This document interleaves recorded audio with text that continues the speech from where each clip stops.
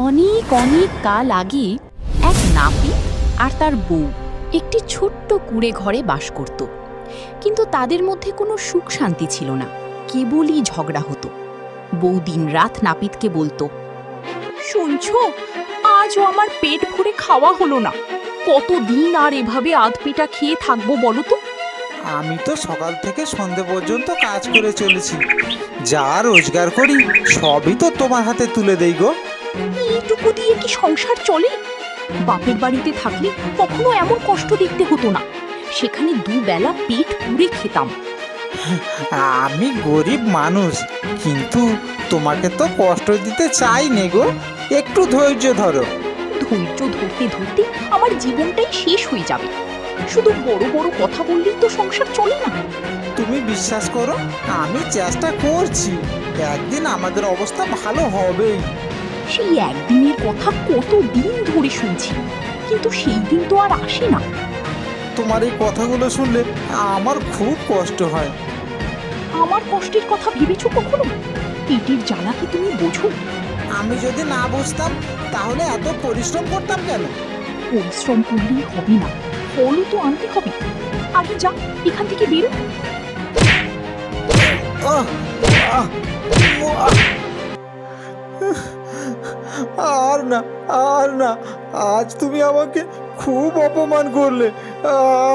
আমি কিন্তু ঘর থেকে এক্ষুনি বেরিয়ে যাব। অপমান? অপমান কিসের? সত্যি কথাই তো বলেছি। আচ্ছা ঠিক আছে, ঠিক আছে, তুমি আমাকে মারলে তো আজকের থেকে আমি এই ঘর ছেড়ে চলে যাচ্ছি। আমি যতদিন না ভালো টাকা রোজগার করতে পারবো, আমি ততদিন আর বাড়িতেই ফিরবো না। যাও যাও, কত টাকা নিয়ে বাড়ি ফেরো তা আমি দেখব। আচ্ছা ঠিক আছে, ঠিক আছে, তাই হবে। এই আমি চললুম, যতদিন না আমি টাকা রোজগার করতে পারবো আমি ততদিন আর এই বাড়িতে পাই রাখবো না, এই বলে গেলুম। ঝাঁটার বাড়ি খেয়ে রাগ করে নাপিত বাড়ি থেকে বেরিয়ে গেল। সঙ্গে নিল শুধু তার থলিটা। মনে মনে সে প্রতিজ্ঞা করল, টাকা পয়সা আমি না জমিয়ে বউয়ের কাছে মুখ দেখাবই না। যতদিন না আমি টাকা পয়সা রোজগার করতে পারি আমি বাড়িতে আর ফিরবো না, তাতে যা হয় হবে।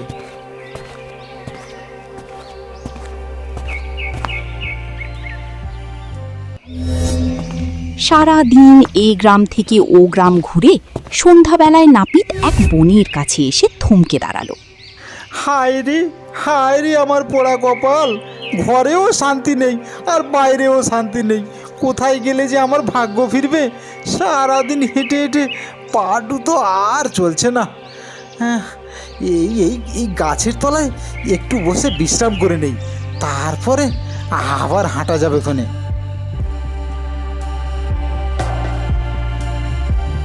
সে একটা মোটা গাছের গুড়িতে ঠেস দিয়ে বসে মনে মনে বিলাপ করতে লাগলো। নাপিতের এমনই পোড়া কপাল যে সে যে গাছটায় ঠেস দিয়ে বসেছিল সেই গাছে থাকতো একটা ভূত। গাছের তলায় একটা জল জ্যান্ত মানুষকে বসে থাকতে দেখে তার খুব আনন্দ হলো। ও এ তো দেখে একেবারে জলজান্ত মানুষ। অনেকদিন পরে এমন মোটা তরতাজা শিকার পেলাম। আজ বেশ মজা হবে, বেশ মজা হবে। আহা হা হা হা, এর ঘাটটা যদি একবার মটকাতে পারি। আর দেরি নয়, চাই চাই ওর ঘাটটা মটকে রক্ত খাই।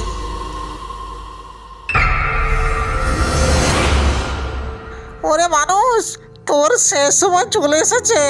এখন তোর ঘাড় মোটকে আমি রক্ত খাবো। কে কে কে তুমি?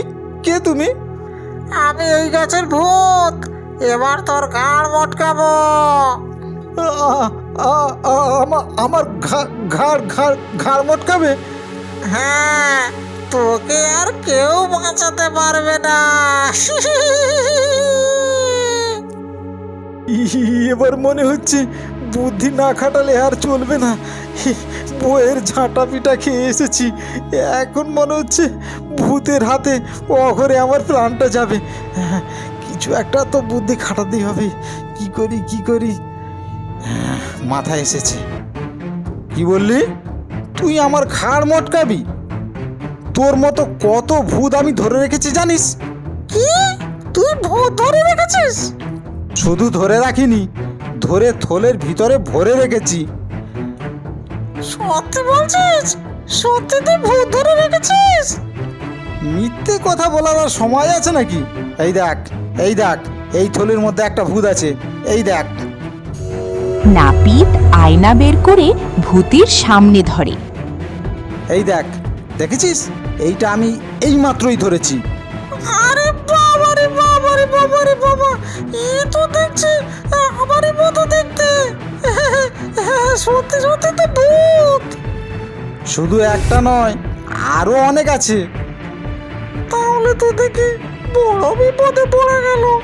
এখন আমি কি করি, কি করি, কি করি? এবারে তোকে ধরে ওদের পাশে পুড়ে রাখবো। না না না না না না, আমাকে দয়া করুন মশাই, আমাকে দয়া করুন, আমাকে ধরবেন না।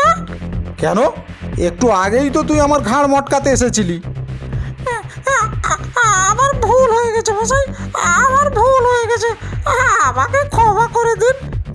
আপনি যদি আমাকে ক্ষমা করে দেন তাহলে আমি আপনার অনেক উপকার করে দেব।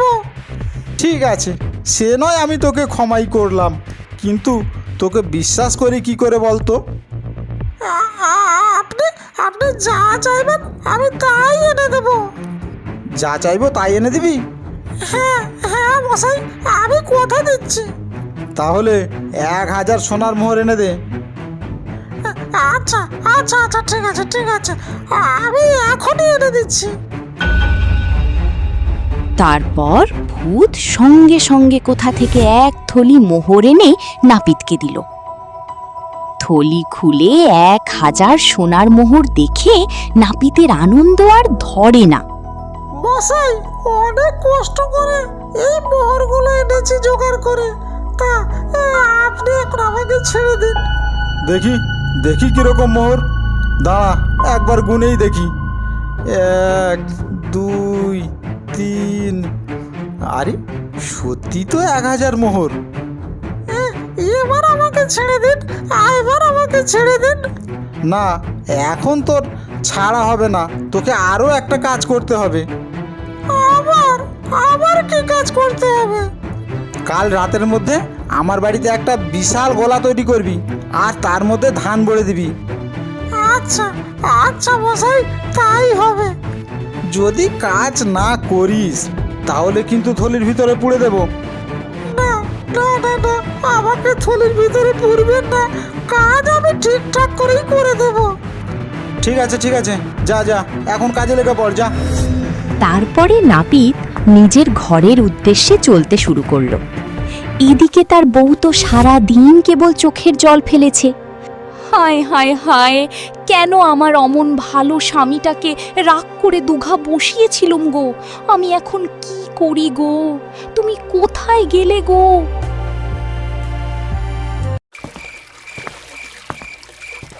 ভোরবেলায় সেই থলিটা নিয়ে নাপিত নিজের বাড়ি এসে দরজার কড়া নাড়তে লাগলো। ওগো ওগো, শুনছো? ওগো, দরজা খোলো, দরজা খোলো, আমি চলে এসেছি। সে তাড়াতাড়ি এসে দরজা খুলে কাঁদতে কাঁদতে নাপিতের পায়ে লুটিয়ে পড়ল। ওগো, তুমি ফিরে এসেছো? হ্যাঁ, আমি ফেরত এসেছি। আমি সারা রাত ঘুমাতে পারিনি, শুধু ভেবেছি তোমার কোনো বিপদ হলো কিনা। তাহলে এখন বুঝতে পারছো তো আমি তোমার কতটা আপন? হ্যাঁ গো, আমি খুব অন্যায় করেছি, আমাকে ক্ষমা করে দাও। আচ্ছা আচ্ছা আচ্ছা আচ্ছা, ঠিক আছে ঠিক আছে ঠিক আছে, আগে আগে এটা তো দেখো আমি কি নিয়ে এসেছি। মোহরের থলি উল্টে দেয়। এ কি, এত সোনা! এগুলো সব আমার রোজগার। সত্যি? এত টাকা তুমি কোথায় পেলে? সে এক অনেক লম্বা গল্প, সে পরে বলবো ক্ষণে। এখন তাড়াতাড়ি খেতে দাও, খুব খিদে পেয়েছে। আজ থেকে আর কখনো তোমার সঙ্গে ঝগড়া করব না। আমিও তো তাই চাই, আমরা সুখে শান্তিতে থাকি। পরের রাতে ভূত নাপিতের বাড়িতে মস্ত এক গোলা তৈরি করলো। তারপর কোথা থেকে বস্তা বস্তা ধান এনে তাতে ভরতে লাগলো।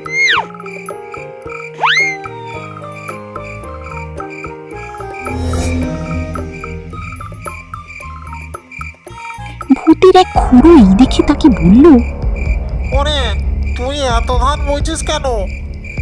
এক ভূত ধরা লোকের আদেশে আমি এত ধান বইছি খুড়ো। ভূত ধরা লোক? সে আবার কে রে? সে খুব ভয়ঙ্কর লোক।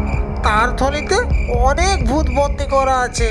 সে আমাকেও বন্দি করবে বলেছিল, আমি কোনো রকম ছাড়া পেয়েছি। তুই বোকা হয়েছিস নাকি রে? না না খুড়ো, আমি তো নিজ চোখে দেখেছি। চল চল চল চল, আমিও দেখি সেই লোকটাকে, দেখি সে কেমন ভূত ধরে রেখেছে। না না খুড়ো, আমি যেতে পারবো না। আমাকে গেলে যদি ধরে বস্তার মধ্যে বন্দি করে দেয়। না না না, তোকে বন্দি করতে পারবে না, আমি তো আছি, তুই চল। না না খুড়ো, আমি যাব না। আচ্ছা আচ্ছা, ঠিক আছে ঠিক আছে, তাহলে তুই আমাকে ঘরটা দেখিয়ে দিবি, চল। আচ্ছা ঠিক আছে, তাহলে চলো খুড়ো।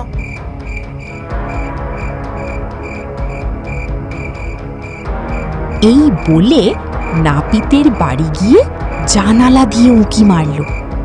ভূতের গায়ের ওই বিশ্রী গন্ধে নাপিত বুঝল জানালার কাছে ভূত দাঁড়িয়ে আছে। আবারও ভূত এসেছে বলে মনে হচ্ছে। তারপরে সে ঘর থেকে বাইরে বের হলো। কিরে, আরও একটা ভূত এনেছিস? ঠিক আছে, তাহলে এটাকে বস্তায় বন্দি করি। তুমি কি আমাদের বোকা পেয়েছো নাকি? আমাদের বস্তায় ভর্তি করে রাখবে? এত বড় সাহস! তাহলে এই দেখ, তোর মতো ভূত আমি ধরে রেখেছি। তারপরে নাপিত আয়নাটি ভূতের মুখের সামনে ধরল। দাঁড়া, এবার তোকে ধরবো। এ বাবা, সত্যি সত্যি তো ভূত ধরে রেখেছে। না না না না মশাই, আমাকে ছেড়ে দিন, আমাকে ছেড়ে দিন। আপনি যা বলবেন আমি তাই করব, আমাকে ছেড়ে দিন। যদি তোকে ছেড়ে দেই, তুই আমাকে কি দিবি? মশাই, আমি আরো একটা গোলা বানিয়ে তাতে চাল ভরে দেব, আপনি সারা জীবন বসে বসে খেতে পারবেন। সব চাল ভরে দিবি তো? একদম কানায় কানায় ভরে দেব, আপনাকে কোনো চিন্তা করতে হবে না, শুধু আপনি আমাকে ছেড়ে দিন। আচ্ছা ঠিক আছে, তাহলে এবার তোদের আমি ছেড়ে দিলাম, কিন্তু কাজ হয়ে যাওয়ার পরে তোদের যেন আমি ত্রিসীমানায় না দেখি। যদি তোদের ত্রিসীমানায় কোথাও আমি দেখেছি, তাহলে কিন্তু ধরে বস্তায় পুড়ে নেব আর বন্দি করে রাখবো। আচ্ছা ঠিক আছে, আচ্ছা ঠিক আছে ঠিক আছে, তাই হবে। এখন আমাকে ছেড়ে দিন। তারপরে খুড়ো ভূত একটি ধানের গোলা তৈরি করলো আর সেই গোলায় চাল ভরে দিল।